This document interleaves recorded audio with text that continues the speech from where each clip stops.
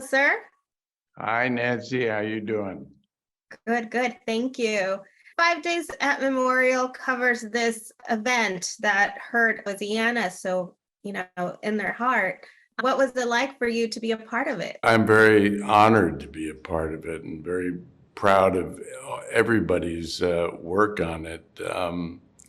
It was a lovely script, and everybody was perfectly cast as far as I'm concerned, and everybody did a wonderful job, from the American actors that are in it and all the Canadian actors. And I think I've said this before, this is probably the best professional experience I've had in 57 years doing this. So that's saying something. And everybody was very professional. Everybody was great. And I'll never, ever forget this. And I've made a lot of wonderful friends from the cast too. Now, you mentioned that the series is like a disaster picture with a conscience. It was a horrible disaster. I mean, I remember it, but the particulars of it I had forgotten. I didn't know anything about what happened at Memorial, but it was a terrible disaster. And the first really, everybody talks about climate change and everything. And some people say that that's just hope. A lot of hokey stuff, but and we've seen since then some really incredible weather all over the place. So it is a disaster film, and but it's bringing real life into what happens during a disaster, and how these people at this hospital were just abandoned by the whole city. I mean, that is our story. And to remember, this is a story. This is not a documentary. We are dramatizing an event that came there. So there's some dramatic license that's used, and these people didn't do exactly those things all the way. We gave the essence of who each of these characters were and are.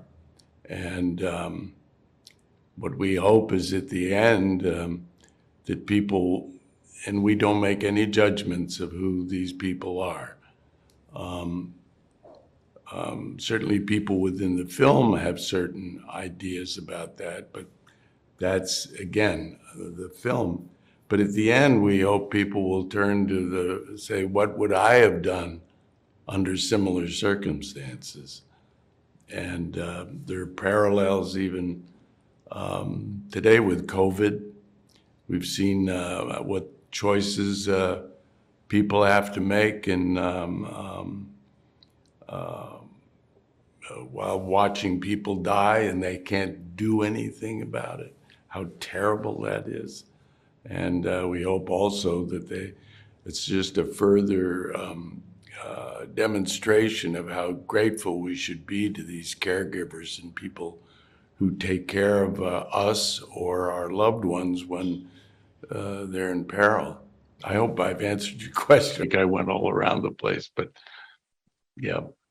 You're good. And now let's talk a little bit about your character, because you Yes. played Dr. Balt, who is like that calming voice of the chaos. Yes, he is the calming voice of chaos. He's been there longer than any other doctor there, so he's like the senior doctor in experience. And as he says once, I think to Vera, when she first comes into the hospital, I've been through this a dozen times, and it's like being snowed in at the airport. It's just, to him, it's just an inconvenience, and we're here to help people get through it. And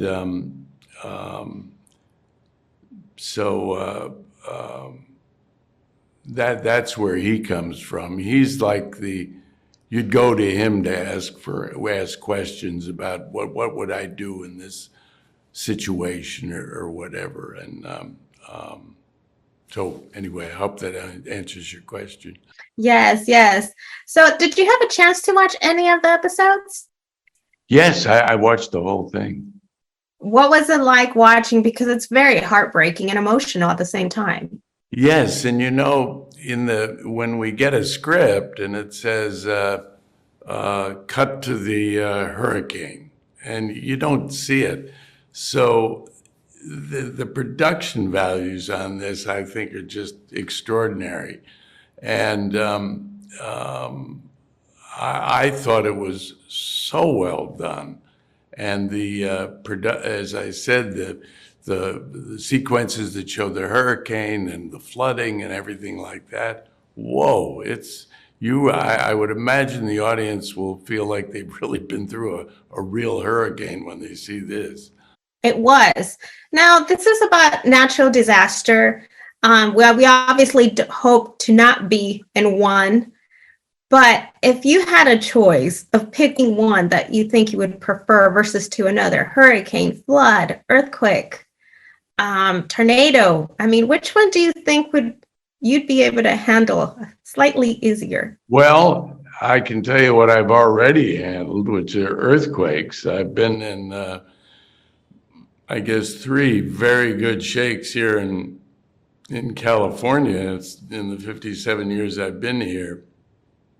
And I remember the first time I got hit with that, it was like 6 in the morning, and this was back in the late 60s, late 60s, I think. And boy, does that get your attention. And there's just the power of that coming up through the earth, and you hear it before you see it. I mean, it gives me chills thinking about it. So I guess I'd go through that again if they didn't get any worse than that. Now we're expecting the big one. Anytime soon we could have it here, and maybe I'd change my mind after that. But and I've been through a hurricane actually on my honeymoon in Nantucket, Massachusetts, which is an island off of Massachusetts. I've been there. Oh, have you been there? Well, I was there. We got married in early September, and there was a hurricane there. We didn't get the bulk of it, but the huge waves and a lot of rain. But maybe I'd say a hurricane wouldn't be bad. I don't know. But I've experienced those. I don't think I'd want to be around a tornado. And what did you mention one other disaster? Flood, hurricane, tornado, earthquake. Flood. I don't think I'd want to be in a flood either. So no. Yeah. Especially not after the series. No. Yeah, exactly. Well, thank you so much. I was super excited to talk to you. I didn't even get to introduce myself from the excitement. You were part of my childhood chips. I watched it in Spanish when I was growing up in Mexico really? City. And then when great. I went to LA, I watched it in English, and I definitely prefer the English version. Oh, well, thank you. Thank you. We enjoyed doing that. That was a lot of fun. Thank you so much again. Super excited to have spoken to you today. Great. Thank you very much.